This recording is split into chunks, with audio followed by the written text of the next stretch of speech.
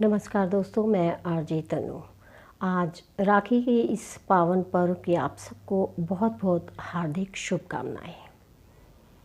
बहना ने भाई की कलाई पे प्यार बांधा है, प्यार के दो तार से संसार बांधा है। सुमन कल्याणपुर द्वारा गाया गया ये गाना रक्षाबंधन का बेहद चर्चित गाना है।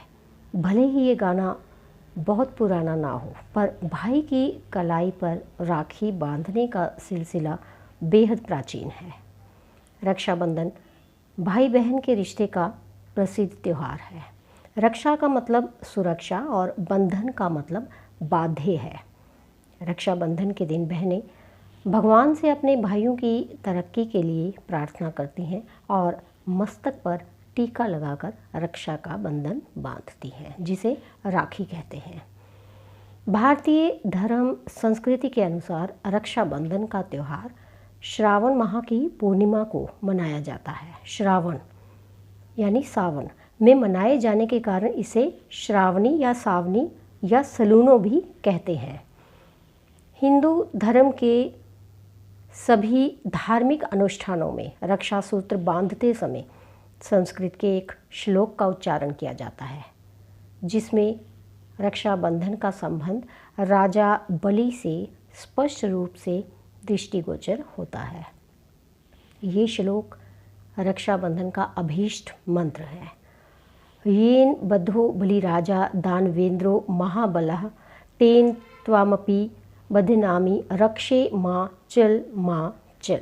इस श्लोक का हिंदी भावार्थ है, जिस रक्षा सूत्र से महान शक्तिशाली दानवेंद्र राजा बलि को बांधा गया था, उसी सूत्र से मैं तुझे बांधता हूँ या बांधती हूँ। हे रक्षे यानी हे राखी, तुम अडिग रहना, तो अपने संकल्प से कभी भी विचलित ना होना।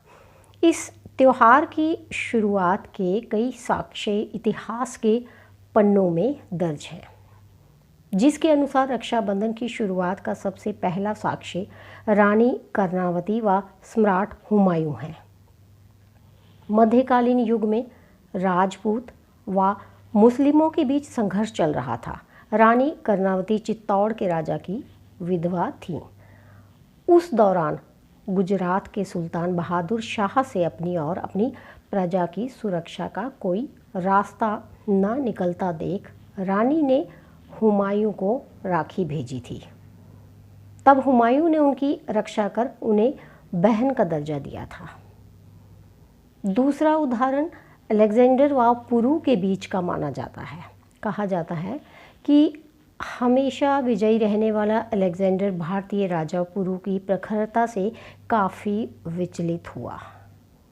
इससे अलेक्जेंडर की पत्नी काफ़ी तनाव में आ गई थी। उसने रक्षाबंधन के त्यौहार के बारे में सुना था, सो उन्होंने भारतीय राजा पुरु को राखी भेजी। तब जाकर युद्ध की स्थिति समाप्त हुई थी, क्योंकि भारतीय राजा पुरु ने अलेक्जेंडर की पत्नी को बहन मान लिया था। इसलिए दोस्तों, एक अन्य उदाहरण कृष्ण व द्रौपदी को भी माना जाता है।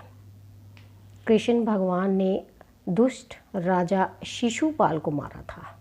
युद्ध के दौरान कृष्ण के बाएं हाथ की अंगुली से खून बह रहा था।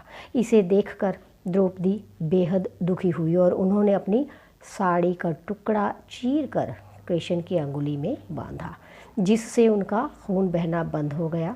तभी से कृष्ण ने द्रौपदी को अपनी बहन स्वीकार कर लिया था।